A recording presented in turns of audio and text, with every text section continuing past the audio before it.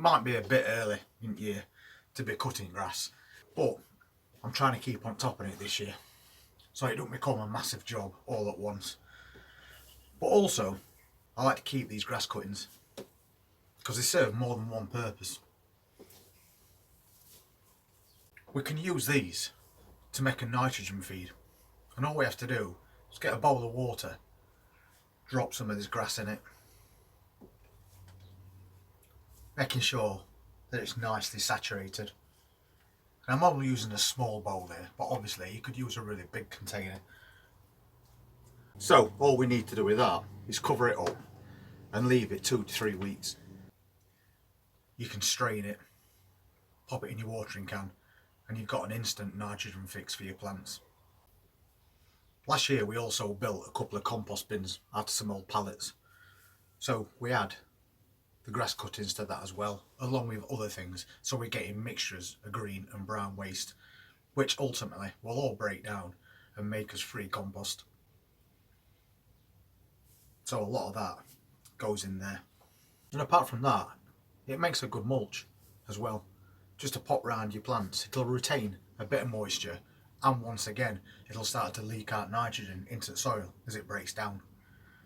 But don't overdo it with grass, otherwise you'll just end up with a slimy mess. So when you start cutting your grass this year, don't throw it all away. Keep some and make yourself a little bit of feed out on it. Mulch some of your plants, or maybe start your own little compost bin. So at the end of the day, you're getting something for nothing. And then it makes cutting your grass a little bit more appealing. So I'll just leave that, and then I'll just transfer it into one of these.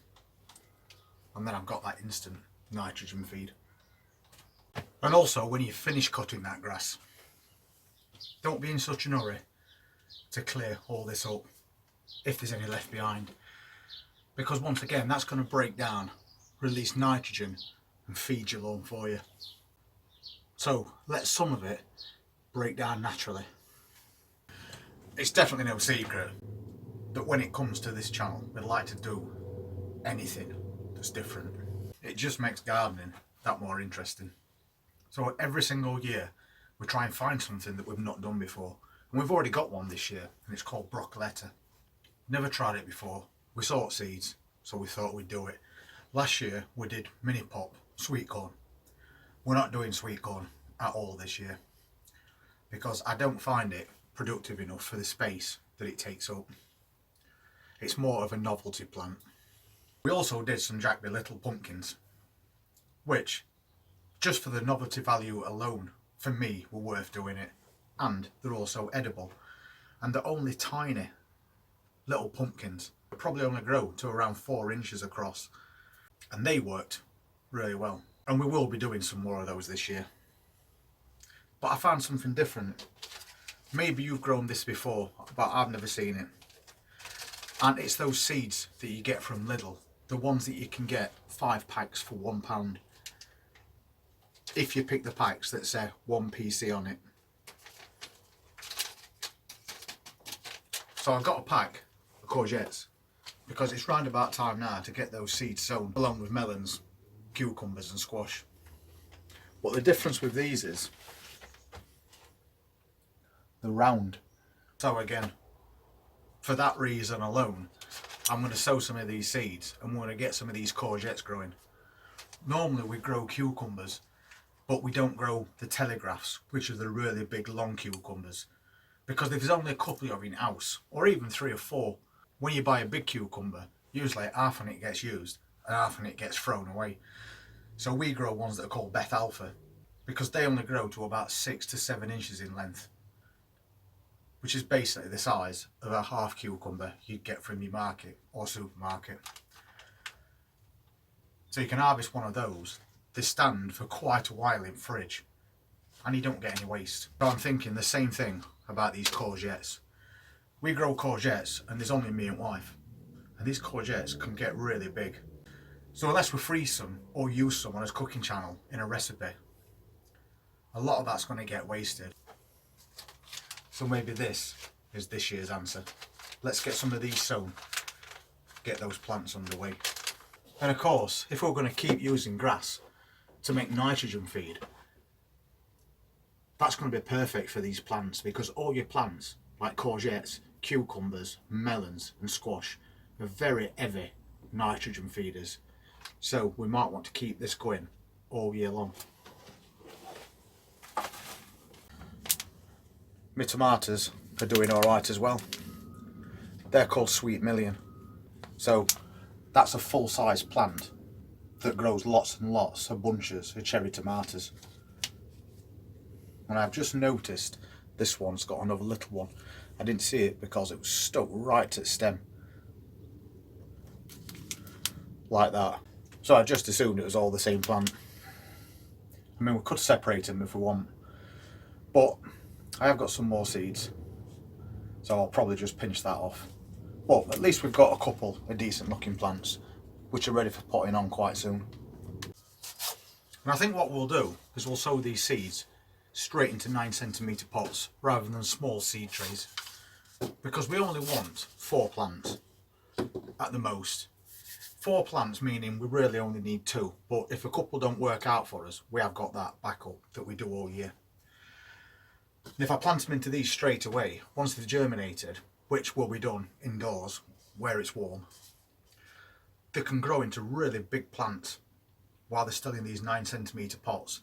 So we don't have to move them on, disturbing that root system at all at any point.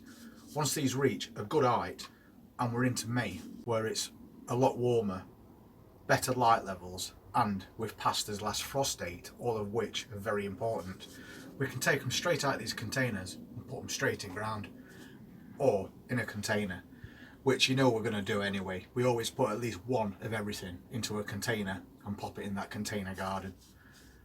But first, we need to sow seeds. So I'm just making sure I've compacted it down, so we've got as much compost in here as we can get. Then we'll get these seeds out. See how many we get as well.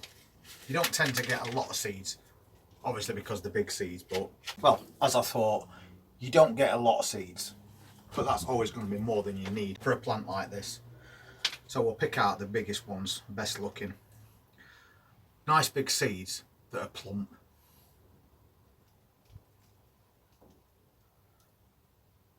Sometimes you come across them, they feel a bit papery and flat. I don't think they're any good. And because I want to grow my plants as soon as I can, I'm not going to take risk of planting that one. We only need 4. And there's about 12 left. So plenty for the job. And that's the best thing about growing things like cucumbers and courgettes. It's a case of just push that seed down to round about the depth of your fingernail.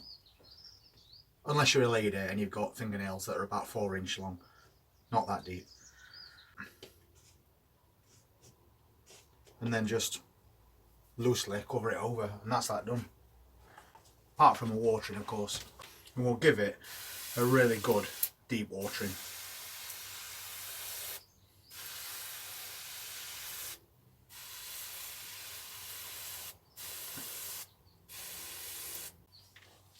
And that's those set up.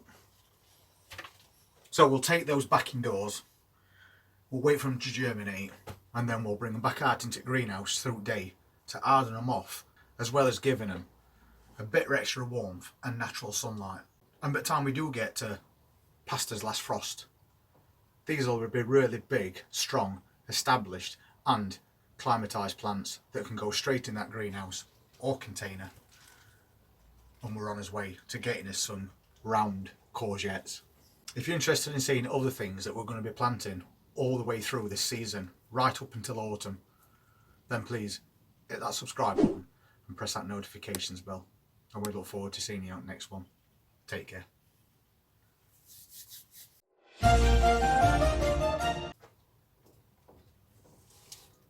Let's not forget that label.